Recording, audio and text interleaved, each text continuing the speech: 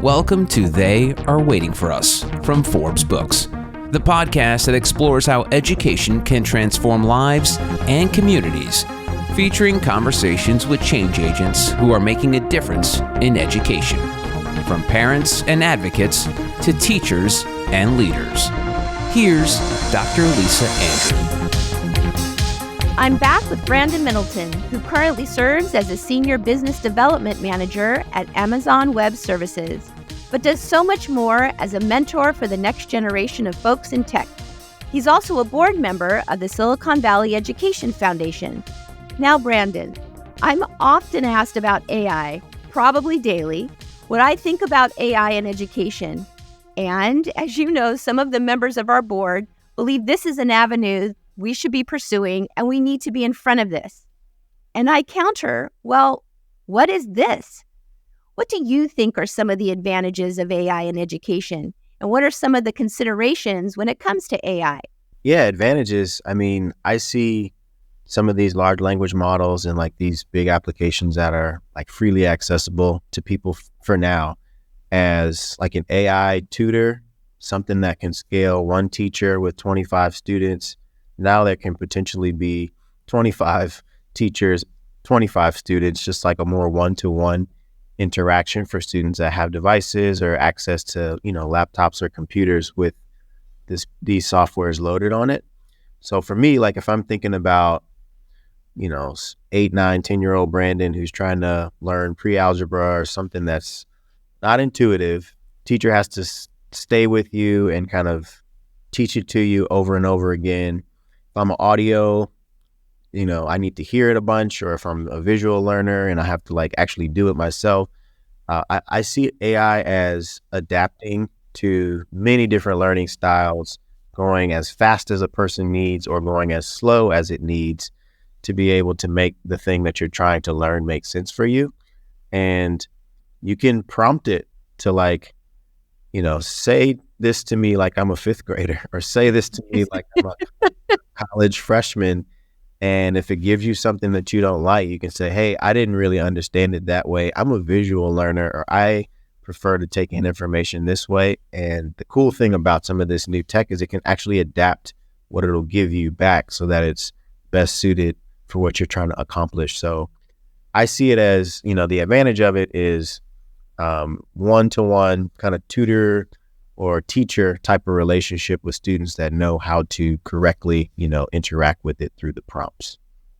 Give me the second one after advantages. Considerations. So, and like you kind of say, the mountaintops and the valleys. So, and what are some of the considerations that we need to have in education with AI?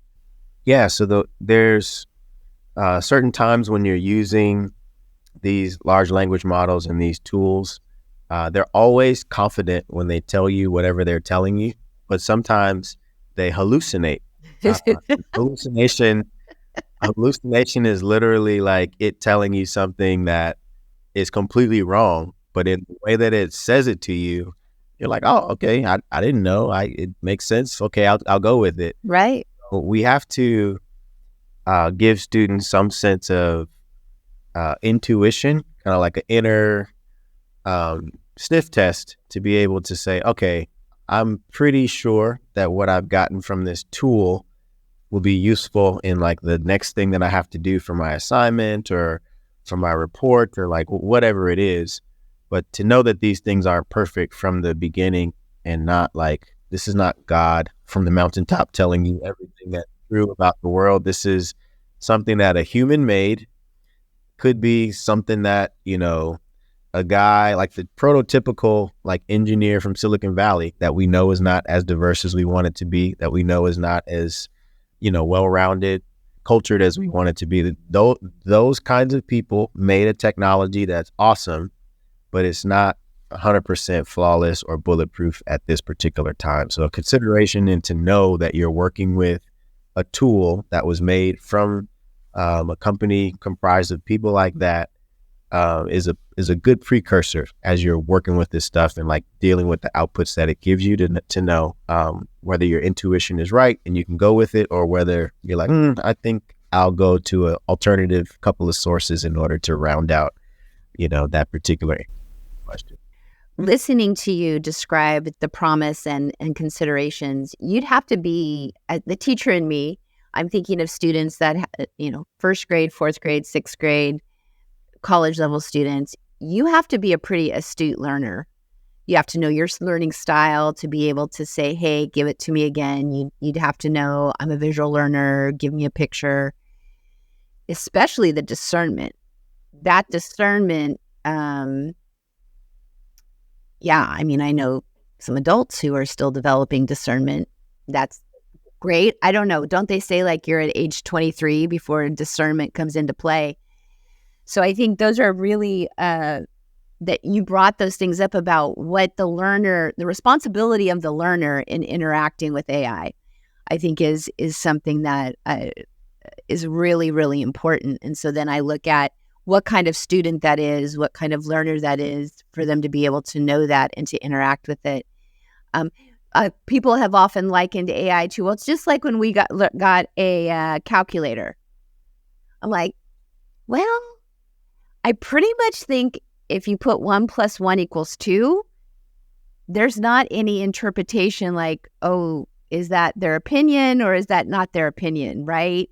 So when people minimize it to that level, I think they're missing out on what you're bringing out, this whole point that you're bringing out of, this voice comes out with authority, and we have to think that now this is made by humans, and we also have to cross-reference and check on it. So I think that's a really good point.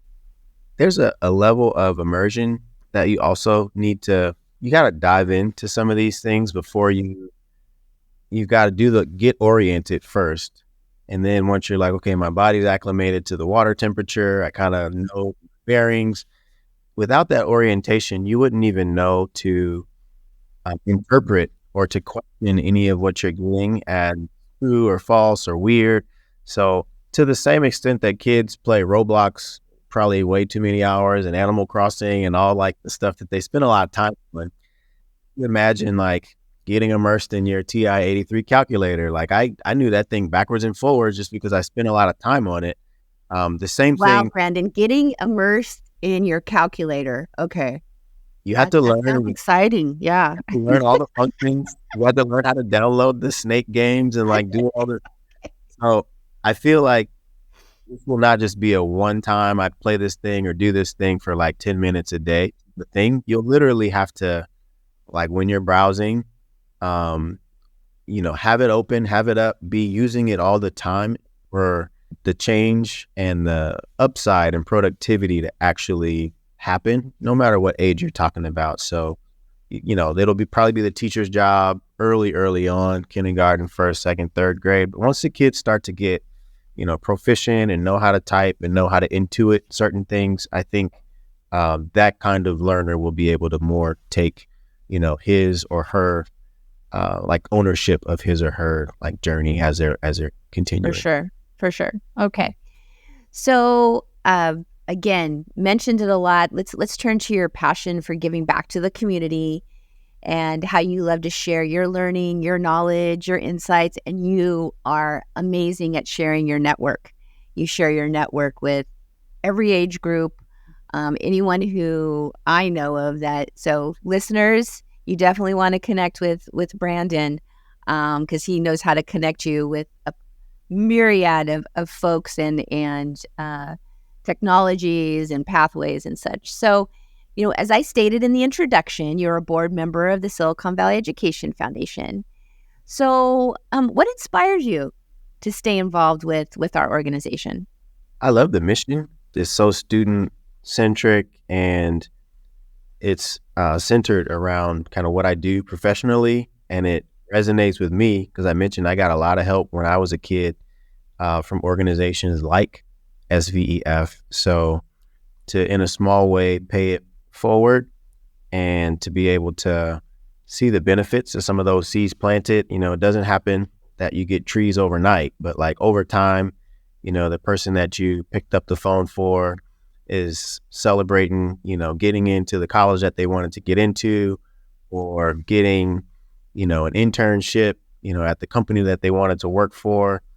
And now it's the case that some of my students, that I've been teaching at the University of Illinois and at Stanford have gotten like internships and job opportunities here at Amazon. So that they're my colleagues at work that used to be my students. So like, that's just a great feeling. It is the best. Yeah. Like, everything I said, they took seriously. Their family, their mom and dad, their brothers and sisters must be so proud of them right now. And they're like another person that I can point, younger generations to. Like, if you do it, like, this stuff works. Like, you can actually achieve your dreams and your goals. So, I feel like Silicon Valley Education Foundation has board members, has staff, has people that are also the kind of people that can help create those outcomes that I'm so happy to see every time I see it. And you make a really good point. And I think folks fail to realize that being a member of a nonprofit board, yes, there's usually a fundraising aspect to it, but your lived experience and the way that you have journeyed and the way that someone, has built a network, those are all talents to share with any nonprofit. So I would encourage everyone out there to know that is just as valuable as, a check that's written or time that's given, because it's only through having a wide variety of lived experiences and talents that then you're able to fulfill any nonprofit's mission. So as you know, the name of this podcast is They Are Waiting for Us, meaning the students show up every day, they're ready to go, they're bringing their absolute best. So what are some of the barriers that you think students who are underserved are waiting for us to remove so that they can access a quality STEM education? Yeah, I think a lot of it has to do with kind of coming out of this COVID thing that we've come out of in the last couple of years. I think it sucked a lot of air out of students' want to. Like, they got a little bit maybe apathetic or a little bit underwhelmed with like the Zoom education experience for like 1 or 2 years. So the people who have the ability to make like learning fun, that have a passion for doing things that are outside of the box, or being able to present information in a way that's like maybe more culturally relevant to students. Like, how can I take my love and passion for hip hop or for Air Jordan sneakers since I grew up in Chicago, or for something that a kid might resonate with, and use that in a formal classroom setting, or use that to connect with them more authentically so that they stay with me longer, that they're paying attention to what I'm saying, that they're understanding that their life can change for the better, even though they come from a circumstance or a background that's not ideal at the moment. I'm always looking for kind of never been done before, first in kind types of things to introduce to students, and pull in real-time current event type of information in from, all over. There's so much content these days that you almost have to block it all out. But like, if you can show up as a relevant, kind of culturally relevant person that cares about the stuff that they care about. Some of it is weird, like these TikTok dances and like these challenges are like, I can't co-sign all of them, but like, to let them know that a little bit about their culture is the same respect that you would give, if you were going to a foreign country and you just tried to say hello in that language. I don't know your whole language, but I've tried enough to show you that I'm giving it my good, college try or good effort. I think that's sometimes enough to get them to say, okay, Mr. Middleton's all right, or Miss Lisa, I'm gonna pay attention to her and try to be a leader in the class as she tries to get this information disseminated to us. What you're sharing is bringing me back to earlier when we were speaking and about your leadership style and your leadership qualities. I mean, it's like back to that human connection, back to the what is it that we can connect on, and then also what are similarities or differences, but just, hey, how are you? What's going on? I'm interested in you. And you've said that that's served you well as a leader. And it sounds like you also bring that forth when you're trying to remove barriers for students or get out there and help in a way that you're giving back. So it sounds like that's like, and then it's so juxtaposed for me with AI.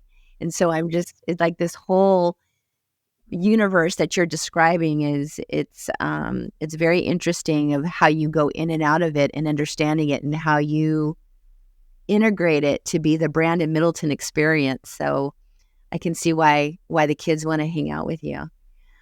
So what are any other emerging technologies you think could transform STEM education?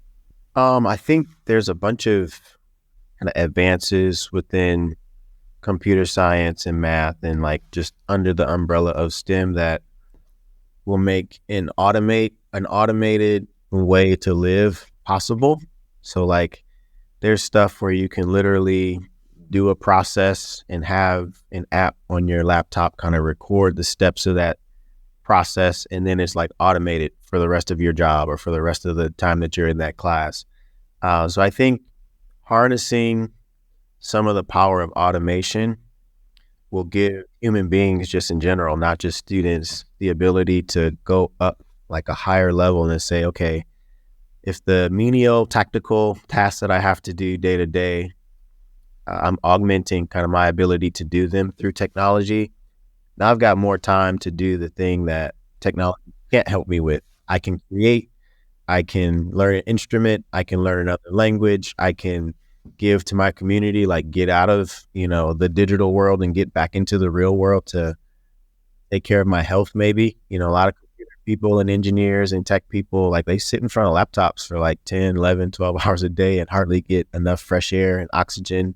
So they've got back problems or they've got like muscles that are underdeveloped because they stopped playing basketball or soccer being a, kid.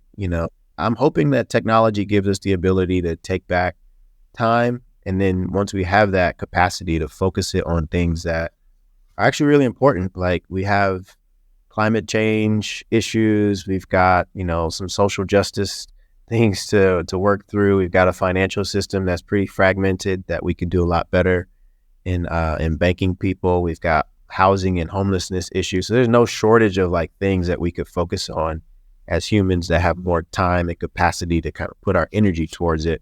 But I'm just hoping that humans choose to do that and not squander that extra time they have on more things that, don't matter so much in the long run. So right. to their longevity. So you've worked for several tech companies.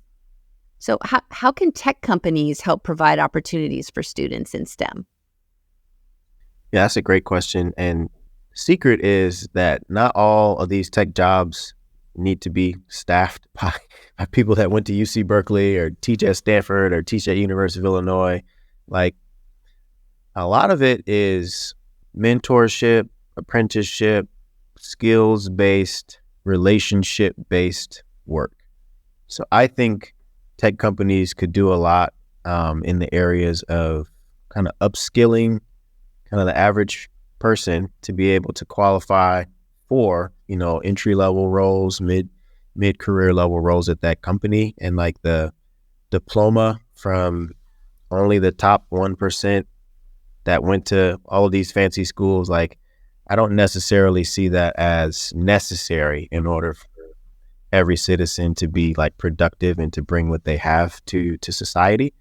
So I'd like to see tech companies lead in providing programs that allow communities to not just, benefit from the tech by using it, but like to benefit from the tech by being employed at the companies, by being able to, help their families and help their communities from an economic standpoint, as well as, being consumers of the tech and like users of the products.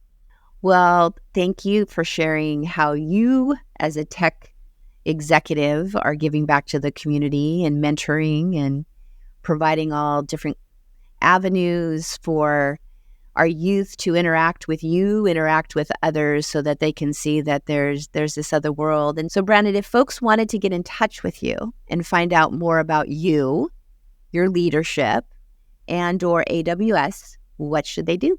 Yeah, AWS is easy enough to Google if you wanted to learn anything about Amazon Web Services. Many of your favorite companies and experiences are powered by the things that we build at AWS.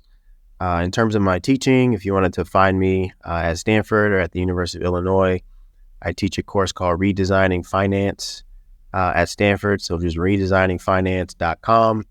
If you want to catch me on Twitter or LinkedIn, my handle there is BR Middle, B as in Brandon, R as in reindeer, and Middle. I like to think I'm one of the more popular Brandon Middletons. So if you do like an internet search, there's like a football player, there's like a couple of people, but like I'll be on the first page. So you can find me any of those places. That's great. Well, good. So thank you very much for taking time to chat with me today. And I wish you all the best. And I hope that you continue to just be wildly successful and continue to, with your curiosity and your giving. And I just really look forward to being a part of your journey and just watching it open. And I'm just so fortunate to have you as part of the board and just to know you as a person. So thank you so much. I appreciate you for having me. I'll end my comments with something my grandfather, he would tell me all the time, my mom's dad. He's no longer with us, but he would always say, be better to yourself than you were yesterday, and then do that for other people as well. So just leave people in a better situation, leave yourself in a better situation than the decisions that you made previously. And that's the way that I put one foot in front of the other and just do this one day at a time with all the responsibilities and stuff that I'm into. Awesome words to live by. Thank you. All right. Thanks, Lisa. You're welcome, Brandon. And that wraps up this episode of They Are Waiting for Us. If you've enjoyed the show, please take a moment to subscribe so you can get notifications when new episodes drop. Also, if you could spare a minute, I would greatly appreciate it if you could leave a review to help others like yourself discover the show. Be well, and I'll see you next time.